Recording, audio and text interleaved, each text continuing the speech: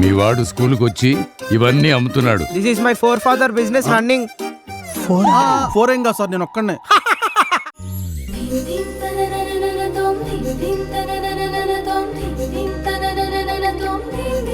వసుంధర,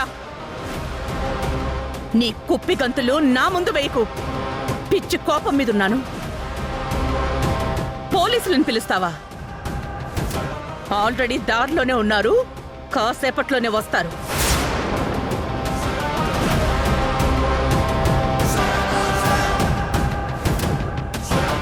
అడ్డురాకు. ఇవాళ వీణ్ణి నా నుంచి ఆ బ్రహ్మదేవుడు కూడా రక్షించలేడు. దాస్,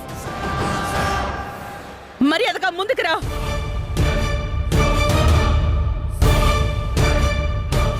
రా.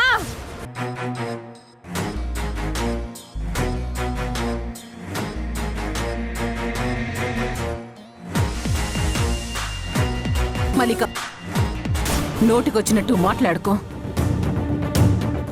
మా ఆయన ఈ హత్య చేశాడు అని మీ దగ్గర ఏమైనా ప్రూఫ్స్ ఉన్నాయా? ఏంటి ప్రూఫ్స్ కావాలా నీకు? ప్రూఫ్స్ అయితే చెప్తాను విను. వీడితో పాటు జైల్లో ఒకే రకపు శిక్ష అనుభవించిన ఆ ఖైదీయే ప్రతాప్ ని యాక్సిడెంట్ చేసింది.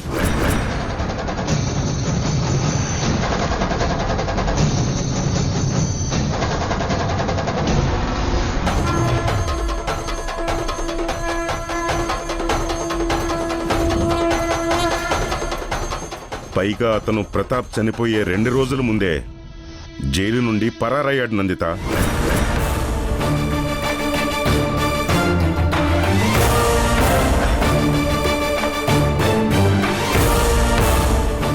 నాన్న మర్డర్ జరిగిన కొన్ని రోజుల్లోనే మళ్ళీ పోలీసులకు దొరికిపోయాడు.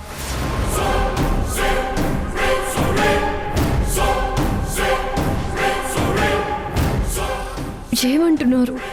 ఏం జరుగుతుంది? వాడు నాతో ఉంటే నేను చెప్పినట్టు ఎలా అవుతుంది? ఎవరైనా ప్రతాప్ శత్రువులు చేయించుండొచ్చు కదా. ఆ జైల్లో ఉన్న ఖైదీ నోరు విప్పాడు. నందిత,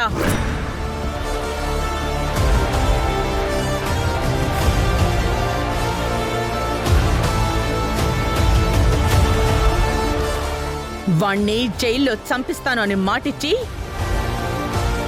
వాడి అకౌంట్ నుంచి డబ్బు కూడా ట్రాన్స్ఫర్ చేశాడు.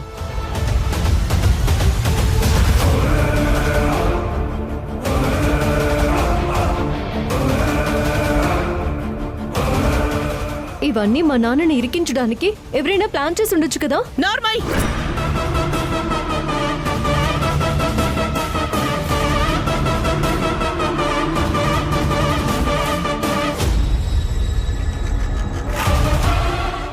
అసలు ప్రతాపిని ఎందుకు చంపించాలని చూశాడో తెలుసా నందిత?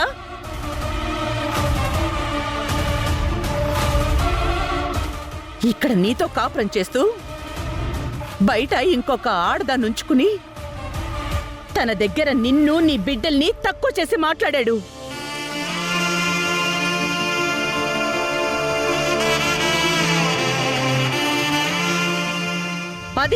అది వీడి అసలు క్యారెక్టర్.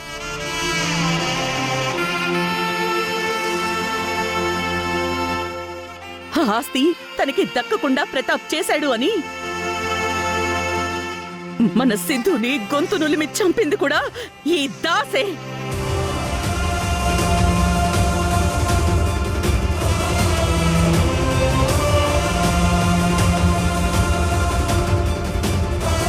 ఈటీవీ విన్ గుర్తుకొస్తున్నాయి, గుర్తుకొస్తున్నాయి, గుర్తుకొస్తున్నాయి.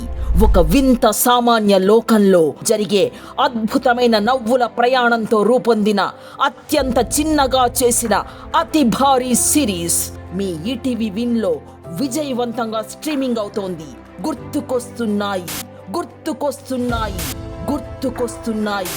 ఈటీవీ విన్ యాప్ని డౌన్లోడ్ చేసి సబ్స్క్రైబ్ చేయండి.